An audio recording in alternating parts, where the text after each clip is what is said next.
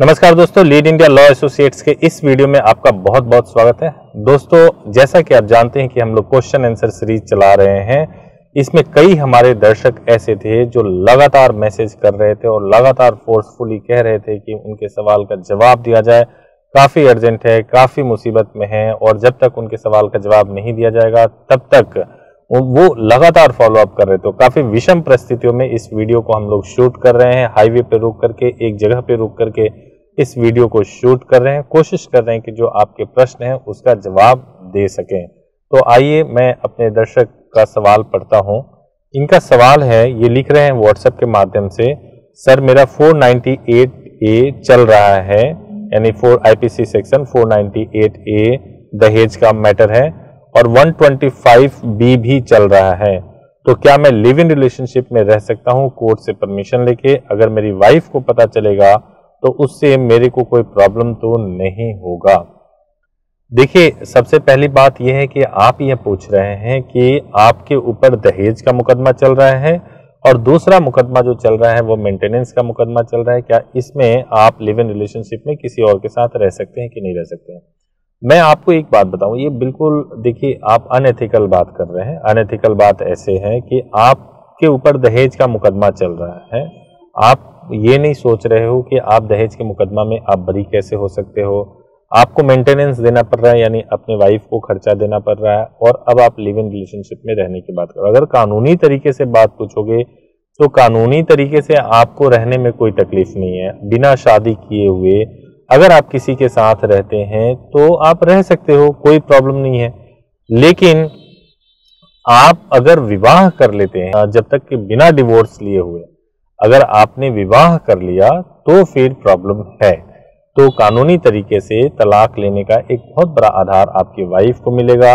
आपके चरित्र को गलत साबित किया जा सकता है, इससे बहुत फर्क पड़ता है। तो मैं आपको यही सुझाव दूंगा कि आप भले ही आप किसी और के साथ रहना चाहें रहें, लेकिन सामाजिक तरीके से मुझे लगता है कि अगर आप वास्तव में इनोसेंट है तो आपको इन चीजों से बचना चाहिए। आइए अब अपने दर्शक का दूसरा प्रश्न लेते हैं। वह पूछ रहे हैं कि मेरे घर वालों ने मेरी जबरदस्ती शादी कर दी, जिस शादी के लिए मैं रेडी नहीं था, क्योंकि हम लोगों की सगाई घर वालों ने बचपन में ही कर दी थी और मैं जब समझदार हुआ और मेरी सगाई और रिश्ते के लिए मना किया, लेकिन घर वालों ने लड़की के घर वालों के दबाव में आकर के मेरी शादी कर दी। सर, मेरी शादी 26/5/2018 को हुई और मैं अभी 20 साल का हूं। सर, प्लीज मुझे बताएं कि मैं क्या करूं। और वो लड़की में घर 3 बार आ चुकी है, लेकिन हम दोनों की आज तक कोई बात नहीं हुई और ना ही कोई शारीरिक संबंध बना है। सर, मुझे बताएं कि मैं क्या करूं। इनका प्रश्न ये है कि घर वालों ने जबरदस्ती इनकी शादी फिक्स कर दी और बचपन में सगाई हो चुकी थी। देखिए, आपके प्रश्न का उत्तर मैं दूं, आपको मैं बताऊं कि जैसा कि आपने बताया कि अभी आप 20 वर्ष के ही हैं, इसका मतलब ये है कि आप 20 साल के हैं, तो अभी आपकी शादी तो वैसे भी करने की उम्र नहीं हुई है। तो सगाई बचपन में हो गई हो और आपकी मर्जी के खिलाफ शादी हो गया, ये बिल्कुल इलीगल है, गलत है। आप 21 साल से पहले अगर आप न्यायालय में जाते हैं तो अपनी शादी को खारिज करवा सकते हैं। मतलब आप इस शादी, ये वॉइडेबल मैरिज है, आप हिंदू मैरिज एक्ट के तहत आप अपनी शादी को खारिज करवा सकते हैं। इसलिए परेशान मत होइए, भले ही आपकी शादी हो गई हो। अगर आप नहीं चाहते इस शादी को कंटिन्यू करना तो आप न्यायालय में जाएं और जाकर के शादी को खारिज करवा लें।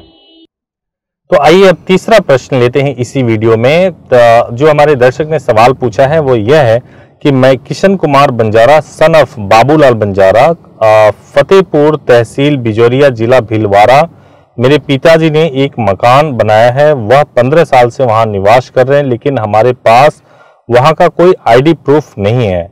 सरपंच कह रहे हैं कि इस मकान को खाली कर दें। भूतपूर्व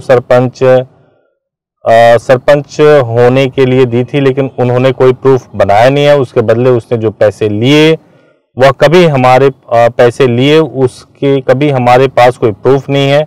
श्रीमान, आपसे निवेदन है कि हम क्या करें, प्लीज हेल्प मी। कोर्ट से स्टे लेना है, आप मेरे सवाल का जवाब दें।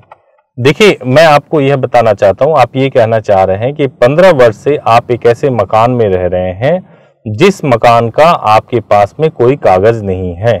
मैं जो समझ पा रहा हूं आपके प्रश्न को, अगर आपका यही प्रश्न है कि 15 वर्ष से जहां आपने घर बनाया और 15 वर्ष से रह रहे हैं लेकिन उसका कोई कागज नहीं है और सरपंच ने कोई आईडी नहीं बनाया, अगर यही बात है कि कोई कागज नहीं है, तो मैं आपको एक बात बताऊंगा। सबसे पहली बात तो यह देखना पड़ेगा कि जो जमीन है, जिस जगह पे आप रह रहे हैं, वह सरकारी जमीन है या फिर किसी दूसरे व्यक्ति का जमीन है।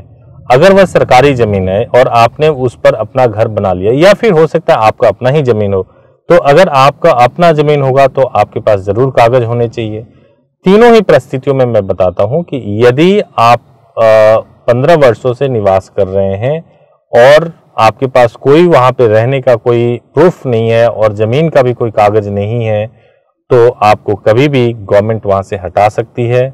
दूसरा चीज ये है कि अगर जमीन आपका है लेकिन वहां रहने का आपके पास कोई प्रूफ नहीं है, जैसे बिजली बिल नहीं है, राशन कार्ड नहीं है, तो वैसी स्थिति में जो है आपको कोई हटा नहीं सकता। आप ये दावा कर सकते हैं कि आप यहाँ पे रह रहे हैं। तमाम दूसरी चीजें हो सकती है साबित करने के लिए, जैसे वहां पे कोई एविडेंस हो सकता है या कोई और चीजें जो आपने उस पते पे या उस घर के पते पे कुछ मंगाया हो या किया हो, तो हो सकता है। तो आप एक बार पूरे प्रश्न की क्लियरिटी अगर आप देंगे तो हम लोग इस पे ठीक तरीके से बता सकेंगे। लेकिन मोटे तौर से मैं यही बता सकता हूं कि यदि आपका अपना जमीन है तो आपको वहां से कोई हटाएगा नहीं। बहुत बहुत धन्यवाद।